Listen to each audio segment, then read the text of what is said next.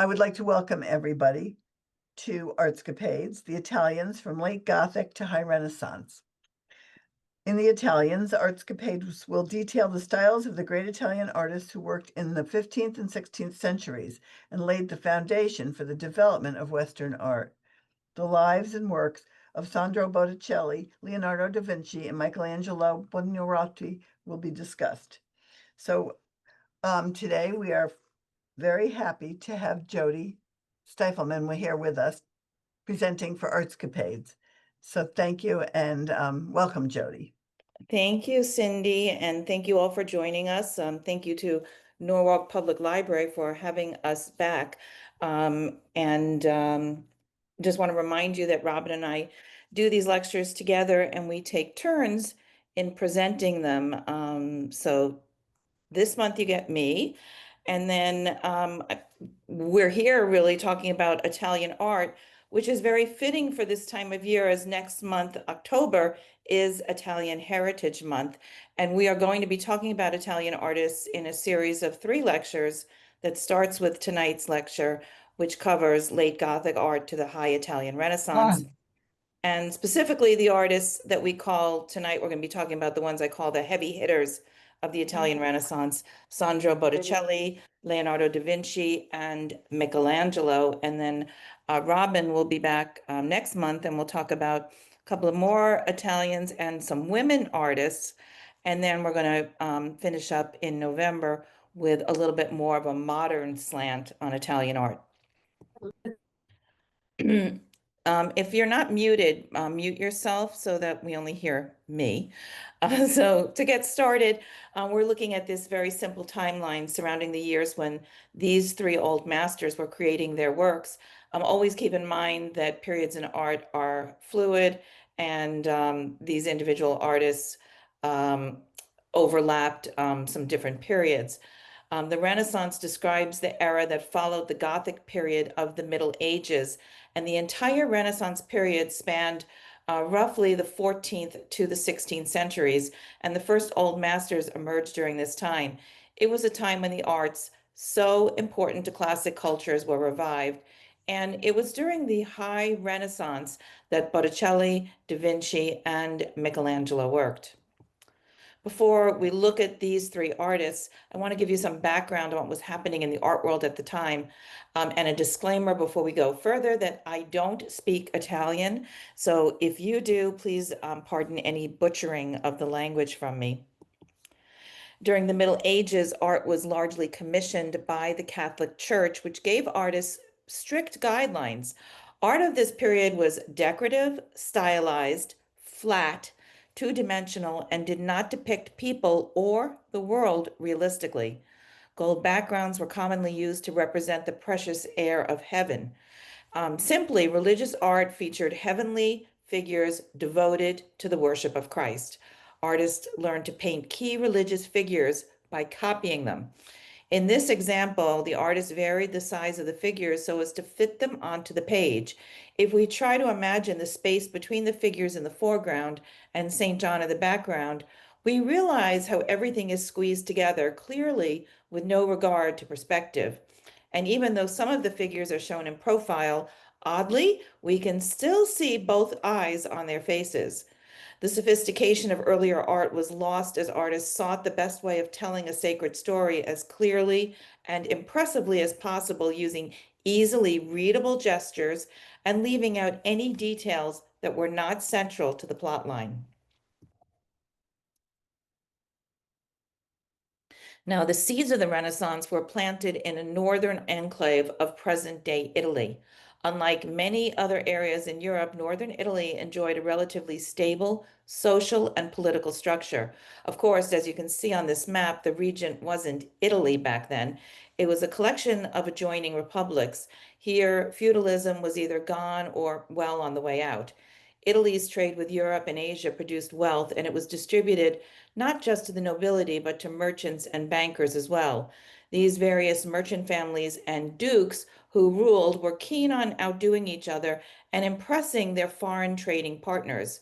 If this doesn't sound idyllic, it wasn't. During the same period, the Black Death swept through Europe with devastating results.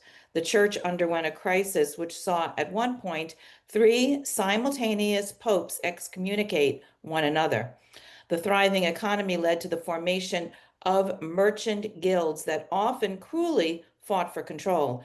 But as far as art history is concerned, the time and place lent themselves nicely as an incubator for new artistic explorations. In 1435, Leon Battista Alberti provided the first theory on what we now call linear perspective in this book, which, if you're interested, is still available today. The impact of this new system of measurement in paintings was enormous, and most artists painting in Europe after 1435 were aware of the principles outlined in Alberti's book. First, an artist should create a ground on which figures and objects would be placed. Then draw a receding grid to act as a guide to the relative scale of all other elements. Alberti suggested relating the size of the floor squares to a viewer's height. And this suggestion is important because it reveals an underlying principle of the Renaissance. The act of painting would no longer be to glorify God, but to instead relate to those people looking at the painting. The development of perspective was part of a wider trend towards realism in the arts. Painters also developed other techniques studying light, shadow, and famously in the case of Leonardo da Vinci, human anatomy, and we'll talk more about this when we discuss Da Vinci. In this fresco, Masaccio's application of scientific perspective, use of unified lighting and shading, plus his skill in rendering the figures naturally, established new traditions in art that some scholars credit with helping to found the new Renaissance style. The early Renaissance was all about Florence, which was the place in which to launch one's artistic career in 15th century Italy. At the time, Florence was a self-governed independent city-state. Having established itself as a haven for philosophers and other men of the arts, it naturally attracted the great thinkers of the day. It became a city in which scholars and artists freely exchanged ideas, and art became more vibrant for it. There were 12 artist guilds in the city, and the most powerful ones were those that represented textile workers. Much of Florence's wealth was dependent on the manufacture or trade of cloth, primarily wool. In addition to textile workers, the guild members included masons and builders, sculptors, lawyers, and bankers. Florentine bankers were known throughout Europe. The Medici family, beginning with Cosimo, controlled Florence throughout much of the Renaissance and played a large part in the patronage of the arts and the political development of the city. The Medici amassed their fortune as wool merchants, but soon realized the real money was in banking. During the 15th century, they spent astronomical sums of money on architects and artists who built and decorated Florence. The Medici, who literally could not spend all of their money, funded all sorts of artist academies and workshops. If one could maneuver oneself into being sponsored by the Medici, well, which in all honesty wasn't a difficult task, it was a great time to be an artist in Florence.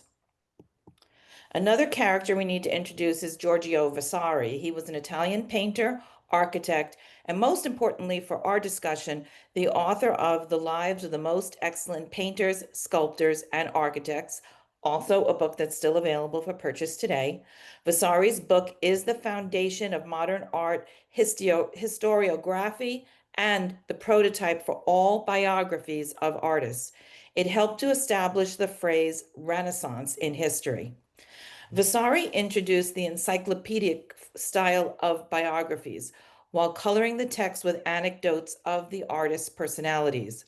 While some of the stories have been proven untrue or exaggerated, the book has stood the test of time as a Bible of Renaissance art. And Vasari collaborated with many artists, and in 1563 was a founding member of the Florence Academy of Art. Vasari's name will pop up again during this lecture.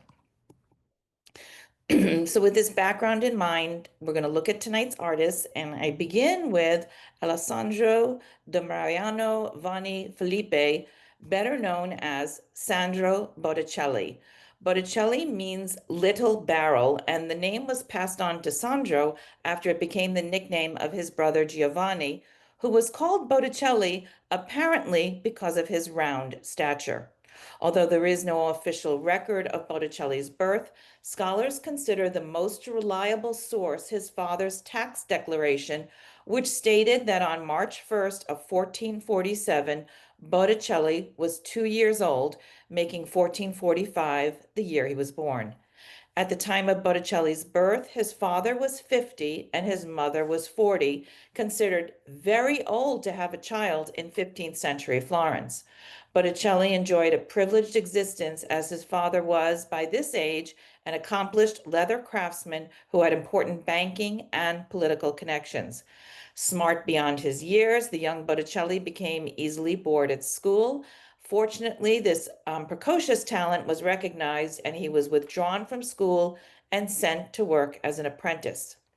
Botticelli first trained with a goldsmith before entering the studio of the artist Filippo Lippi. Lippi taught Botticelli the techniques of panel painting and fresco along with linear perspective. So let's compare two paintings. On the left is Lippi's. On the right, modeled after Lippi's, is Botticelli's. It is one of his earliest works. A vast number of paintings of the Madonna and Child were produced in Florence in the 1400s to meet a new demand for devotional images on a domestic scale. In Lippi's work, the Madonna is praying in front of the Child, supported by two angels whose faces actually make them look more like mischievous boys. Behind them is a beautiful landscape. The Madonna's hairstyle is very elegant and embellished with pearls and veils. The sweetness of the composition, as well as the gracefulness of the veils and the woman's hairstyle, would later become a model of elegance for many painters, including Botticelli. In Botticelli's work, the scene is portrayed with just one angel looking on. His Madonna and Child have more expression in their faces and seem to be interacting.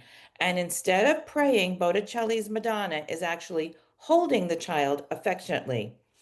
Well, Botticelli quickly became recognized as a gifted artist himself, and by 1470 he was established enough to open his own workshop, and Lippi even chose Botticelli to train his own son to be an artist. In December of 1469, the court of the Mercanzia in Florence decided to renovate their courtroom. They wanted to get the work done during the Christmas break. As part of the redo, the 7 magistrates wanted large chairs with high backs covered with images of the virtues. They chose Piero del Pogliuolo as a well-known Florentine artist to do the work. He could not keep up with the limited timetable, so one of the judges who considered Piero's women ugly took it upon himself to order the 7th and last virtue from Botticelli, whom at this point nobody had heard of. Looking at the 7 virtues, you can see how all of Florence was excited about Botticelli's painting. Have you figured out which one it is? Fortitude was Botticelli's first ever commission and is recognized as his first definitively dated painting. In Botticelli's work, we can see materials that really drape and a model who shows lifelike movement. Botticelli's painting contained more refined detail and color compared to Piero's works. He outdid the artist who had been given the bulk of the project, and that was Botticelli's great stroke of luck. Fortitude was the talk of Florence. Botticelli was highly recognized for this painting, and it ended up launching his career and defining him as an important artist of his time. Botticelli's apprenticeship with Lippi gave him excellent contacts that included some of the leading families of Florence, such as the Medicis that we discussed earlier.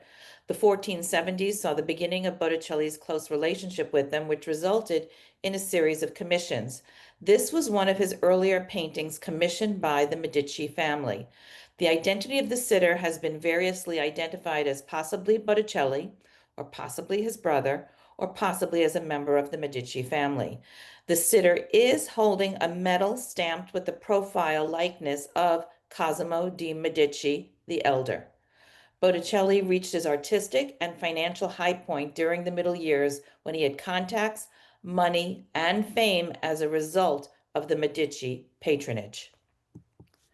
The adoration of the Magi was a perfect subject for the Florentines, who were rich, prosperous, and owned the most beautiful things on the planet.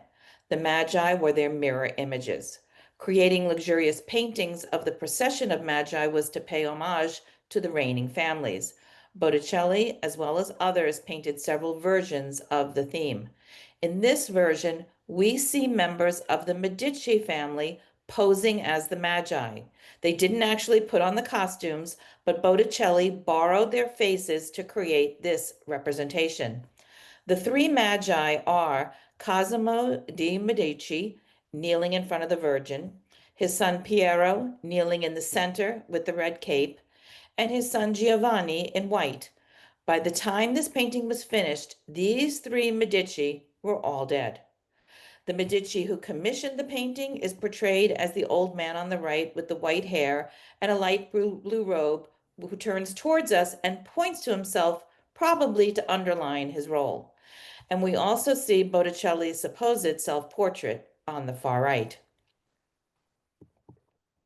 In 1481, Pope Sixtus IV summoned Botticelli and other prominent artists to fresco the walls of the newly completed Sistine Chapel. The walls were painted 27 years before work was started on that famous ceiling. The wall frescoes of stories from the Old and New Testaments were completed in a relatively short period of time, about 11 months. Botticelli's contribution was these three panels. In the first, Botticelli portrayed several scenes from the life of Moses, showing different points in time in the young prophet's life. The figures are arranged in diagonal groups that lead the eye into the picture. In the second, the devil tempts Christ. In the top center, he attempts to persuade Christ to cast himself down from the temple. In the top corners, he shows Christ the world's riches and challenges him to turn stone into bread. In the final one, Botticelli illustrates a rather rare episode where priests who denied Moses and Aaron's civil and religious authority over the chosen people were swallowed up by the earth and consumed by an invisible fire. The power of the papacy was constantly being questioned at the time. The messages in this fresco is clear. No one should doubt the authority of the Pope over the church. And you will see this theme repeated by other artists tonight. Though prolific as a painter of religious images, Botticelli's mythological paintings are his best-known works. Primavera is one of a series of mythological works done by Botticelli after his return from Rome in 1482. This is the largest mythological painting of the early Renaissance. The painting was commissioned by a Medici cousin, Lorenzo di Pierfresco, who was to become a faithful patron of Botticelli. It is believed to have been painted as a celebration of his marriage in 1482 and was hung in his bride's bedroom. The painting heralds the arrival of spring and is filled with mythological symbolism. Venus, goddess of love, is in the center of an orange grove. On her left, Flora, goddess of flowers and spring, appears clad in garlands of flowers. Next to Flora is the nymph Chloris, and she is pursued by Zephyrus, god of wind, who has a burning passion for her. It's easy to see how well Botticelli captured the emotion on the face of Chloris as she is seized by Zephyrus and begins her transformation into Flora. Note the flowers coming out of her mouth. On the right of Venus are the three Graces, who perform their dance at the onset of spring. And next to the Graces stands Mercury, messenger of the gods, who inspects the orange grove and protects the garden from intruders. Floating overhead at the center of the painting is Cupid, the son of Venus. He is blindfolded as he shoots his arrows of love. Well, perhaps Botticelli's best-known work, The Birth of Venus, or as some have called it, Venus on the Half-Shell, is another mythological painting commissioned by the Medici family. In this work, Venus's body is anatomically improbable. Look at her elongated neck and torso. Her pose is impossible. Although she stands in a classical contrapposto pose, her weight is shifted too far over onto the left leg for the pose to be held. Also, if she were to stand on the edge of the shell, it would certainly tip over. Over the centuries, the central figure of Venus has become a symbolic depiction of innocence and idealized beauty. Botticelli's Venus was probably inspired by, if not a direct portrait of a very married Simonetto Vespucci. The popular view is that Botticelli suffered from unrequited love for her, and Botticelli never married. He expressed a strong aversion to the idea of marriage, a prospect he claimed gave him nightmares. Some modern historians have also examined other aspects of his sexuality. Botticelli had been accused of sodomy at one point, but the charges were eventually dropped. Opinion remains divided on whether there is evidence of his being a homosexual. If Botticelli, though, ever did have feelings for a woman, it was for Simonetta. He had asked that he be buried at her feet in the church of Ognissanti in Florence.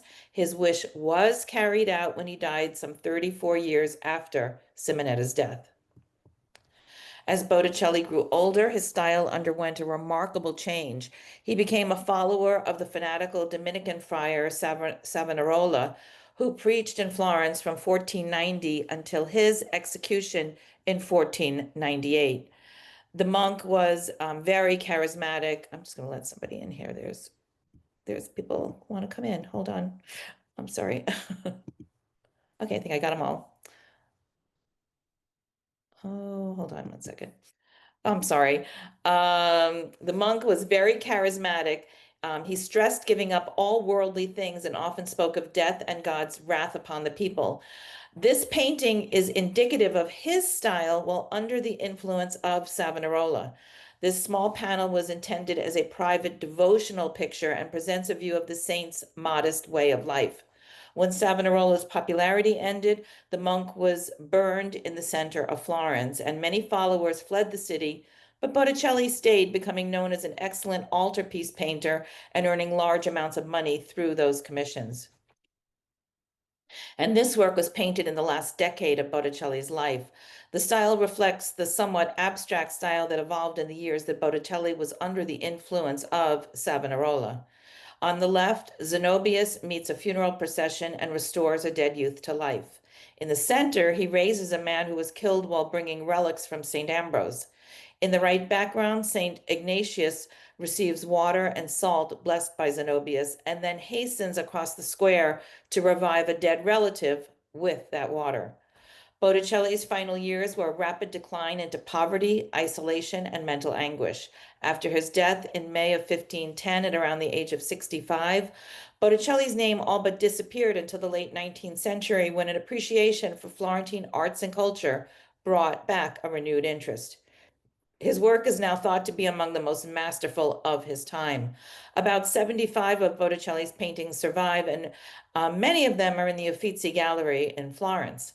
In his final years, Botticelli's artistic style was seen as outdated, and his decline was cemented by the onset of the High Renaissance. Contemporary artists such as Leonardo da Vinci and Michelangelo took his place in the artistic spotlight. So we're going to look next at Da Vinci, who was one of the most intriguing personalities in the history of Western art. He was a painter, sculptor, architect, engineer, and scientist, and has often been described as the archetype of the Renaissance man. He is widely considered to be one of the greatest painters of all time and perhaps the most diversely talented person ever to have lived. This image is widely accepted as being Da Vinci's only surviving self-portrait. Leonardo da Vinci was born on April 15, 1452, near the village of Vinci, about 25 miles west of Florence, for which, following the custom, he was named. His father was a notary, and da Vinci was an illegitimate child who actually gave him more freedom growing up, as his father did not pressure him into following in his footsteps. As a young child, da Vinci showed extraordinary talent in music and mathematics, as well as in art. When da Vinci was 15, the family moved to Florence. Recognizing his son's talents, his father sent him to study with the most sought-after Florentine master of the time, Andrea del Verrocchio. Verrocchio was a sculptor, a painter, and a goldsmith, and was a remarkable craftsman.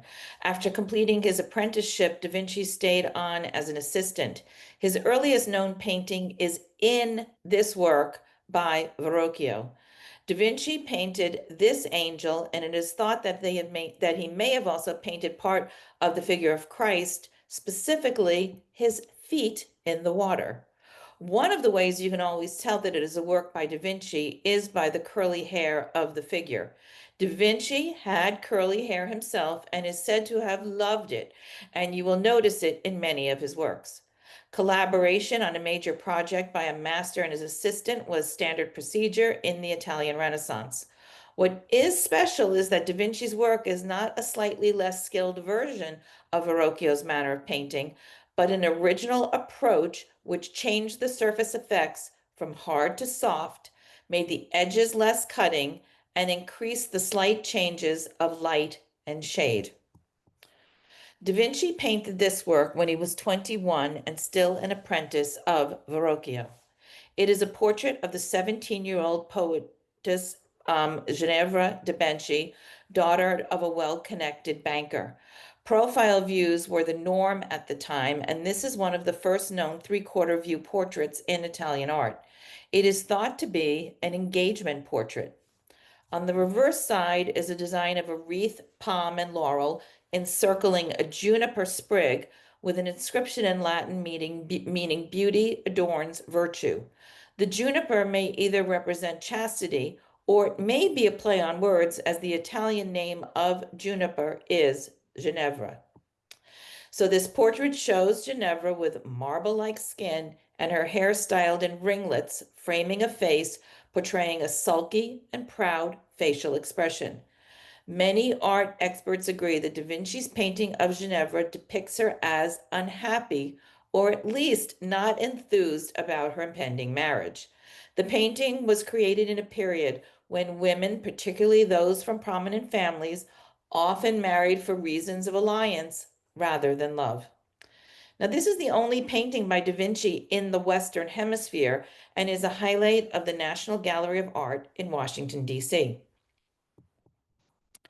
Da Vinci joined the Painters Guild in 1472, and in 1478 he set up his own studio.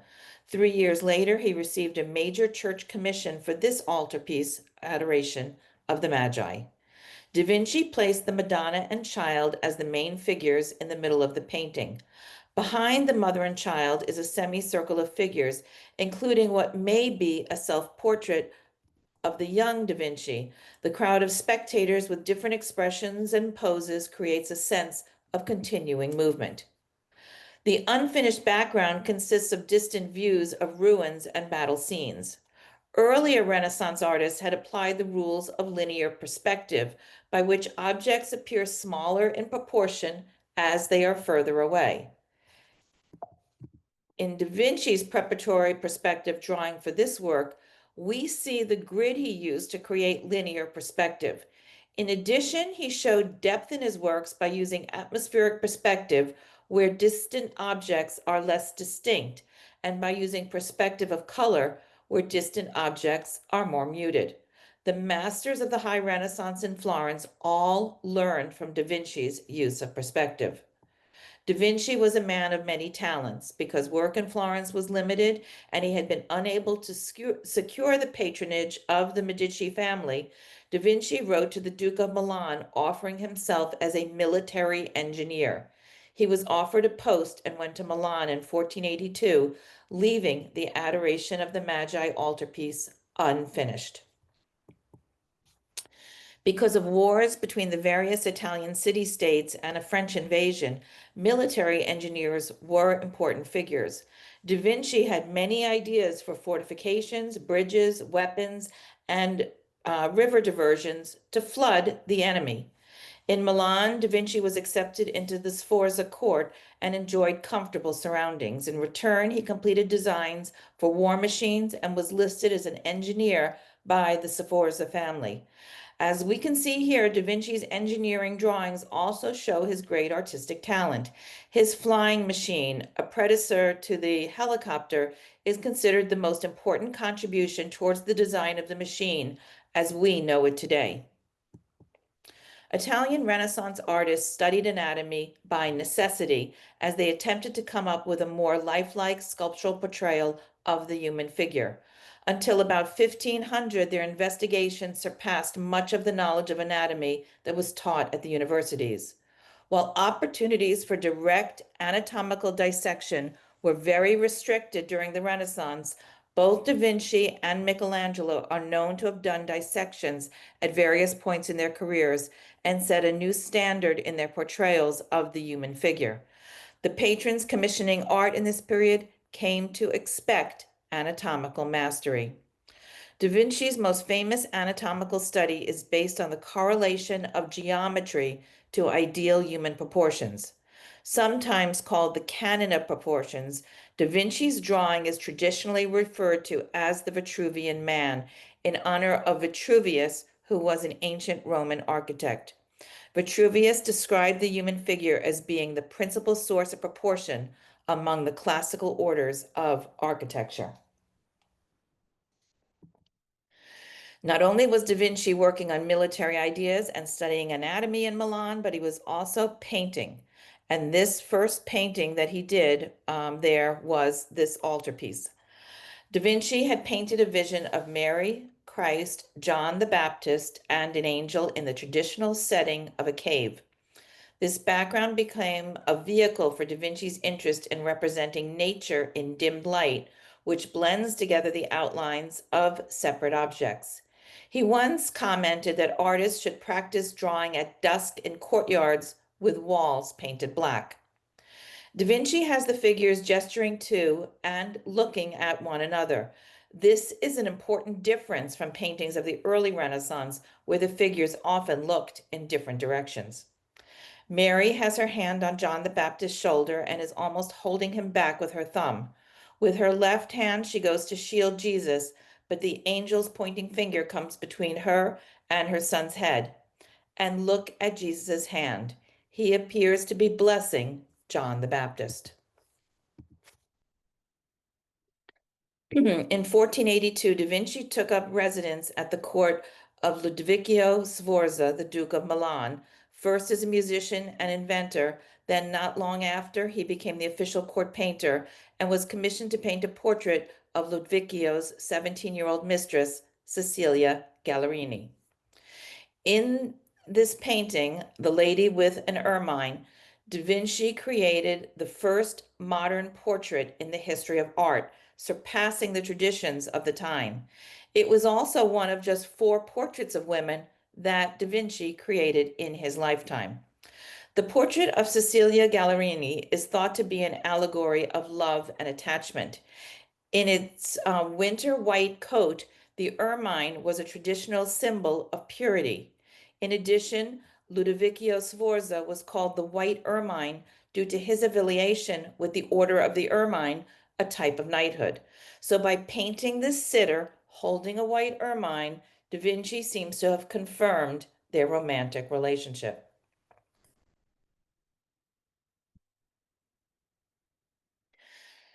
The other surviving painting from Da Vinci's years in Milan is The Last Supper. Again, commissioned by the Duke of Milan, it has struggled to survive intact over the centuries. The Last Supper had already begun to flake during Da Vinci's lifetime due to his failed attempt to paint on the walls in layers rather than in true fresco technique. Further destruction was caused in the 17th century when a door was cut into the bottom. Obviously, Da Vinci's work was not as highly valued at that time as it is today, and it has recently been restored. Da Vinci chose to capture the moment just after Christ tells his apostles that one of them will betray him. Despite the dramatic reaction of the apostles, Da Vinci imposed a sense of order on this scene. The apostles are ranged around Christ in 4 groups of 3, united by their posture and gesture. Judas, who was traditionally placed on the opposite side of the table, is set apart from the other apostles by his shadowed face. Christ's head is at the center of the composition, framed by a halo-like architectural opening. His head is also like the vanishing point towards which all lines of this architectural setting converge. When the Duke of Milan was overthrown by the French invasion in 1499, Da Vinci left the city. He returned to Florence, where he was received as a great man, and young Florentine painters were excited by his modern methods, which they knew through the unfinished Adoration of the Magi. Da Vinci went on to complete more projects during this time in Florence than in any other period of his life. This painting shows Jesus in Renaissance dress making the sign of the cross with his right hand while holding a transparent rock crystal orb in his left hand, signaling his role as Salvator Mundi, Latin for Savior of the world. Now, long thought to be a copy of a lost original veiled with overpainting, it was restored, rediscovered, and included in a major Leonardo exhibition at the National Gallery in London between 2011 and 2012. The painting was sold in November of 2017 at a Christie's auction in New York to a Saudi prince who was supposedly acting on behalf of the Abu Dhabi Department of Culture and Tourism, and it sold for $450.3 million, setting a new record for the most expensive painting ever sold. The painting has not been seen since the sale and is thought to be either on a yacht somewhere or possibly in a bank vault. Da Vinci's paintings of this period show a concentration on portraying human vitality, as seen in this next well-known painting, the Mona Lisa. It is said to be a portrait of Lisa Giardini. Mona is Italian for My Lady. She was the 24-year-old wife of a Florentine cloth merchant named Francesco del Giocondo. The couple already had 5 children when Da Vinci did this work. Now, her clothing is unremarkable. She is not wearing any jewelry, both being uncommon for portraits of this time, especially given the status of this sitter. The most striking feature of the painting is the sitter's ambiguous half smile. She looks directly at the viewer, but her arms, torso, and head each twist subtly in a different direction, conveying an arrested sense of movement. Her eyes seem to follow our eyes, making her seem almost alive. An aura of mystery surrounds this painting, which is veiled in a soft light. Da Vinci used the technique of sfumato, which literally means gone up in smoke. There are no harsh outlines, and areas blend into one another through the use of minuscule brushstrokes, which makes for a rather hazy, more realistic depiction of light and color. The hazy light creates an uncertain sense of the time of day. Upon its completion, Da Vinci was unwilling to part with this painting. He did not give it up to the person who had commissioned it and took it with him to France to the court of Francis I. After Da Vinci's death, it became part of the French royal collection. At some point, the painting, already a small work, was trimmed by about an inch on either side. From the beginning, this painting was greatly admired and much copied, and it came to be considered the prototype of the Renaissance portrait. It became even more famous in 1911 when it was stolen from the Louvre and rediscovered in a hotel in Florence 2 years later. While there have been many copies made of the Mona Lisa, the advertising profession has adopted this image in numerous campaigns around the world. And some of you may have heard that following restoration in 2012, the Prado Museum discovered that their copy is not just any 500-year-old copy. It was most likely painted by someone who was sitting right next to Da Vinci, trying to duplicate his every brushstroke. When Da Vinci adjusted the size of the Mona Lisa's head, or corrected her hands, or slimmed her bosom, or lowered her bodice, so did whoever was painting the Prado's Mona Lisa. The discovery is primarily important for what it reveals about Da Vinci's Mona Lisa, a painting that has been darkened by layers of aging lacquer. The copy, now restored, offers details that are obscured in the original. The copy, which also shows a much younger looking figure, has once again ignited a debate around whether the Louvre's Mona Lisa should be restored. And this is a hard call for the Louvre because people are so used to the way the painting looks now. Well, Da Vinci never married. Ever since Renaissance witnesses recorded that he loved to surround himself with beautiful young men, his homosexuality has been an open secret. One of the few references that Da Vinci made to sexuality in his notebook states that, quote, "The act of procreation and anything that has any relation to it is so disgusting that human beings would soon die out if there were no pretty faces and sensuous dispositions." Well, as a youth, Da Vinci was twice accused of sodomy, though never prosecuted. He went on to live openly with a household of youths led by Salai, his handsome apprentice, and Salai entered into Da Vinci's household in 1490 at the age of 10 and only left a year before Da Vinci's death to tend to the Da Vinci family vineyard back in Italy. At Da Vinci's death, he was bequeathed the Mona Lisa, and it is through his estate that the painting probably ended up at the Louvre. And this young man was Da Vinci's second apprentice. He was the son of a Milan aristocrat and arrived at the age of 14 and remained until Da Vinci's death. This is believed to be Da Vinci's last painting. In 2016, the Louvre spent 9 months restoring it, which has allowed some of the details to once again pop out, including the saint's curly hair and the fur pelt he wears. The restored version also pulls Da Vinci's murky details in the forefront once again. It is thought that Da Vinci's assistant Salai was the model for it. St. John's gesture pointing towards the heavens suggests the importance of salvation through baptism. Now, you're probably going to be surprised when I say that this was one of amazingly only 15 paintings generally attributed either in whole or in large part to Da Vinci. None of Da Vinci's paintings are signed, and the list of his paintings draws on the opinions of various scholars as opposed to undisputed fact. There are an additional 6 paintings in dispute, but even with those, we are at a whopping 21. Following the death in 1516 of his last patron in Italy, Da Vinci was invited by the 21-year-old King of France, Francis I, to join his court. The 64-year-old Da Vinci went to France to become the premier painter, engineer, and architect to the young king. Da Vinci was given a stipend, and this manor house near the royal chateau at Amboise, the king would enter Da Vinci's house via a stretch of tunnel connected to the castle. Da Vinci was free to do pretty much as he pleased. He was not required to do commissions, but did produce plans for festivals and plays. Most of Da Vinci's time in France was spent organizing his notebooks, which offer a fascinating insight into his mind. Da Vinci died quietly in 1519, just a few weeks after his 67th birthday. He was buried in the Church of St. Florentine, but his remains were later scattered during the wars of religion. Da Vinci's profound love of knowledge and research was the keynote of both his artistic and scientific endeavors. His innovations in the field of painting influenced the course of Italian art for more than a century after his death, and his scientific studies anticipated many of the developments of modern science.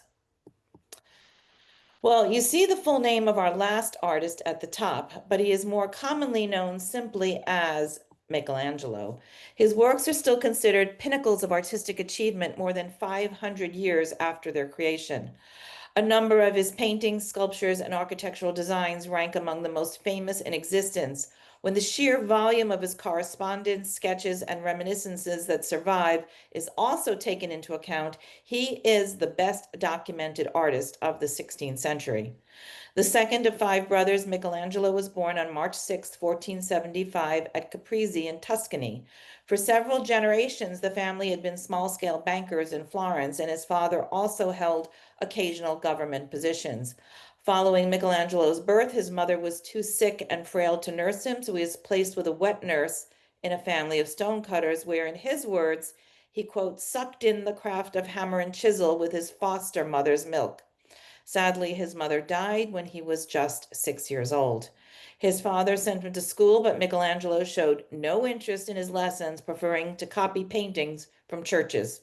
When he told his father that he wished to be an artist, his father flew into a rage, saying, "Artists are laborers, no better than shoemakers." At school, Michelangelo made friends with another student who also was learning the art of painting. He encouraged Michelangelo to follow his own dreams and brought him to Ghirlandio's workshop, where he studied as an apprentice. The Torment of St. Anthony is the earliest known painting by Michelangelo, and as far as we can tell, it is the only Michelangelo painting in a museum in the United States. It was painted when Michelangelo was about 12 years old, and it shows the common medieval subject of St. Anthony being assaulted, here being ambushed in midair by devils. This work was previously attributed to the workshop of Ghirlandaio, not to Michelangelo himself. It was bought at a Sotheby's auction in July of 2008 by an American art dealer for $2 million, who brought the painting to the Met, where it was cleaned and closely examined for the first time. On the basis of stylistic hallmarks such as emphatic cross-hatching, it was decided that the painting was not just from anyone in Ghirlandaio's studio, but was indeed by Michelangelo. It was soon bought by the Kimball Art Museum for an undisclosed amount, believed to be in excess of $6 million, so it was a quick $4 million profit for that art dealer. The Torment of St. Anthony is one of only 4 known freestanding easel paintings generally believed to come from Michelangelo's hand. The others are the Doni Tondo in Florence's Uffizi Gallery and 2 unfinished paintings in London's National Gallery, the Manchester Madonna and the Entombment. There have been different explanations of why these last 2 paintings were not finished. One is that the lapis lazuli blue pigment needed for the Virgin's robes was very expensive, and the delay in obtaining it might have held up the completion of these works. There's also an anecdote that Michelangelo received a letter from his father saying that he should abandon whatever he was doing because of a great piece of marble that had arrived for him. Well, we'll get to that sculpture in a bit. First, this one. It is believed that Michelangelo was about 15 when he did this sculpture. Like Cupid, the young archer has a quiver, but there is no trace that he ever had Cupid's traditional wings. By 1902, when the sculpture was found in badly damaged condition, the dealer Stefano Bardini recognized it as Michelangelo's work and offered it at auction in London. The attribution to Michelangelo was soon forgotten or discounted. It was later purchased by the architect Stanford White and installed on a fountain at the Fifth Avenue mansion of Mr. and Mrs. Harry Payne Whitney, today the office of the Cultural Services of the French Embassy in New York. It is firmly attributed now to Michelangelo and is on long-term loan to the Met in New York. Michelangelo was just 24 years old when he finished the Pietà. It amazed all who saw it. The Pietà depicts the Virgin Mary who holds the crucified body of Jesus. She sits quietly, calmly accepting what has happened, yet her grief and anguish is still clearly communicated through the simple gesture that she makes with her left hand. Michelangelo created a stable pyramidal form that is unusual because it's also asymmetrically balanced. Unity is created through the position of Jesus' arms and legs that bend and follow the graceful folds of Mary's robe. The details Michelangelo carved into this sculpture are truly amazing. There are realistic skin folds and fingernails on the hands and toes. He has realistically arranged the strands of hair and recreated the many rippling folds of the garments. Although the body of Jesus is life-sized, Mary's body is larger than life. With her proportions, if she were to stand up, she would be 7 feet tall, yet her head is the same size as Jesus's. To the viewer, however, none of these inconsistencies are readily apparent. The visual effect is real, and it is stunning. This was the only work that Michelangelo actually signed. When he overheard someone attributing his sculpture to another artist, he quickly carved on the narrow band that falls across Mary's chest the words, "Michelangelo Buonarroti, Florentine, made this." Now carved from the huge piece of white marble that earlier sculptors had started working on and abandoned, the high point of Michelangelo's early career was this successful and magnificent marble statue of David in his fight with Goliath. Nearly 17 feet tall, David truly demonstrated Michelangelo's mastery of sculpture. To understand human anatomy, Michelangelo was given permission to study corpses, which was strictly forbidden by the church.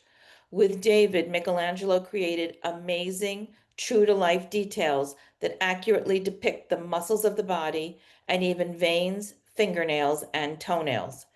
David's alertness and apprehension are both conveyed through the turn of his body, the tightness of the tendons in his neck, the grim expression of his mouth, and even in the uneasy scowl on his brow as he watches and waits for Goliath's next move. The character of David and what he symbolizes was perfectly in tune with Michelangelo's patriotic feelings. He chose to represent David as an athletic, manly character, very focused and ready to fight. The meaning of this sculpture becomes fully clear if we take into consideration the conflicts taking place at the time of its creation. Florence was facing imminent threats of war and conquest from other city-states, as well as from France. Michelangelo was devoted to the Republic and wanted each citizen to become aware of his responsibilities and commit himself to accomplishing his duty. With this statue, Michelangelo proved to his contemporaries that he not only surpassed all modern artists, but also the Greeks and Romans by infusing formal beauty with powerful expressiveness and meaning. So we first mentioned the Sistine Chapel in the discussion of Botticelli, who worked on wall frescoes there. At that time, the ceiling consisted of a blue background with gilded stars. 27 years after the wall frescoes had been done, Michelangelo was commissioned, some say commanded, by Pope Julius II to create a new fresco painting for the ceiling. However, Michelangelo preferred sculpture and did not want to paint. A rival by the name of Bramante evidently convinced the Pope to demand Michelangelo's cooperation because Bramante secretly hoped that Michelangelo would fail. Bramante was proved wrong, and Michelangelo's frescoes on the Sistine Chapel ceiling are among the most pictorial images of all time. Michelangelo was commissioned almost 30 years later to paint the blue altar wall in the back, which we'll discuss in a minute. First, the ceiling. Michelangelo divided the vaulted ceiling into sections, each depicting stories from the book of Genesis. The architectural moldings which dissect the ceiling are actually two-dimensional, skillfully painted by Michelangelo to demarcate separate compositions. Michelangelo painted well over 5,000 square feet of frescoes, 343 brilliant images that show Michelangelo's painting skill was equal to his talent as a sculptor. Because the vault of the ceiling is 68 feet above the floor, Michelangelo had to devise some unique scaffolding. But contrary to popular myth, Michelangelo did not paint the ceiling while lying down. The floor of the scaffold was far enough below the ceiling to allow everyone room to work, and Michelangelo spent his days with his arm and brush stretched high above him, and he bent backward and looked upward in order to paint. He did this daily for 4 years, a painful and dedicated task. One of the best known ceiling images, and amongst the last to be completed, is this scene. The image of the almost touching fingers of God and Adam has become one of the single most iconic images of humanity and has been reproduced in countless imitations and parodies. This image is unified by an overall repetition of colors and shading, as well as by the continuous line created by Adam's arm and hand as he reaches out to receive the gift of life. The focus of this painting is the imminent touch of these two fingertips, a powerful focal point in this panel space that unites the two sides of the panel, both literally and symbolically. It was 30 years later that Michelangelo was again commanded, this time by Pope Paul III, to complete the Sistine Chapel with a new fresco painting for the altar wall. Michelangelo spent 7 years completing this large and sometimes gruesome painting, filled with many religious signs and images, as well as huge muscular figures. Michelangelo portrayed the ultimate judgment of the souls of all mankind. The picture radiates out from Christ, and Michelangelo has chosen to depict the various saints included in the work holding the instruments of their martyrdom. The central figure is the resurrected Christ deciding the destiny of the human race. As he raises his hand in judgment, he damns a large part of humanity, plunging them into hell. But some are saved, rising to heaven. Even the Virgin Mary at his right side seems to cower in fear at this scene.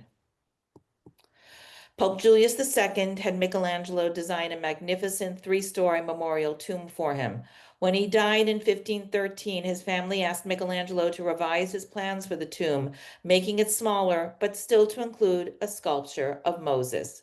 Michelangelo's Moses shows a powerful, muscular, ever vigilant, and stern leader. He sits in a twisting, active contrapposto pose as he holds the stone tablets under his right arm, while his hand holds the long coils of his beard. Now, the horns on Moses' head resulted from an earlier version of the Latin Bible, where the Hebrew word meaning radiant or shining was mistakenly translated into the word for horns. When the sculpture of Moses was completed, it was at a time when other work on the tomb had been halted. Michelangelo kept the sculpture in his studio for 30 years until 1545, when finally Moses and two sculptures of Jacob's wives, Rachel and Leah, were finally installed at the tomb.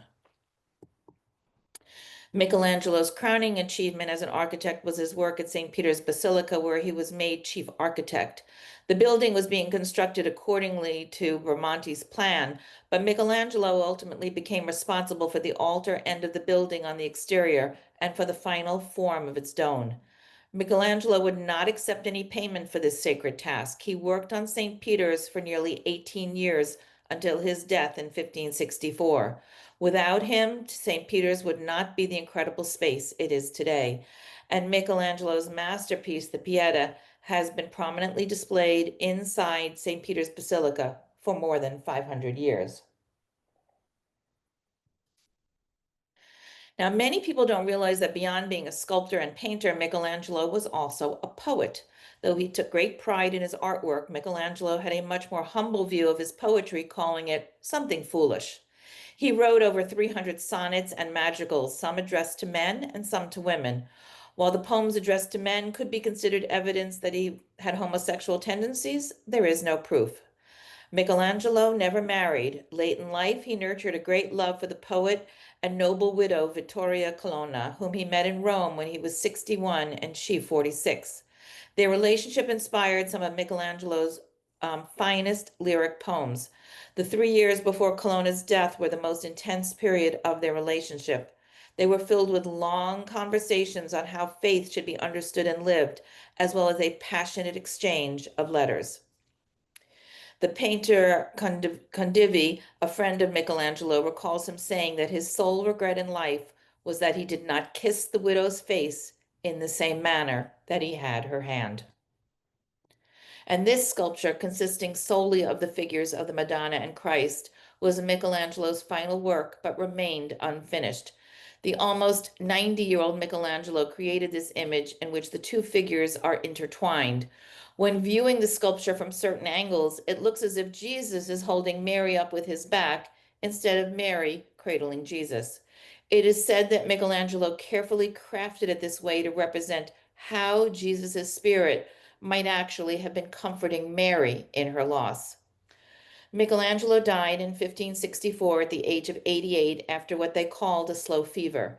He made his will in 3 sentences, saying that he left, quote, his soul to God, his body to the earth, and his material possessions to his nearest relations. In reality, there was little left in his house, since sometime earlier he had burned much of his artistic material. Michelangelo's body was placed in a sarcophagus in the Church of St. Apostoli in Rome, but when his nephew took possession of his uncle's property a few days later, he concealed Michelangelo's body in a bale of hay and brought it back to Florence, where he had always said he wanted to be buried. Unlike any previous artist, Michelangelo was the subject of 2 biographies in his own lifetime. Both tell the story of the man who can lay claim to be amongst the greatest sculptors, painters, and draftsmen that have ever lived, as well as one of the greatest architects and poets. Described in a word, a genius. So I thank you for joining us for a look at these 3 heavy hitters of the Italian Renaissance. If you would like a list of where some of the works mentioned in this lecture can be found within driving distances, please email us at info@artscapades.com, and please include which lecture you are asking for. You can refer to this one as High Renaissance,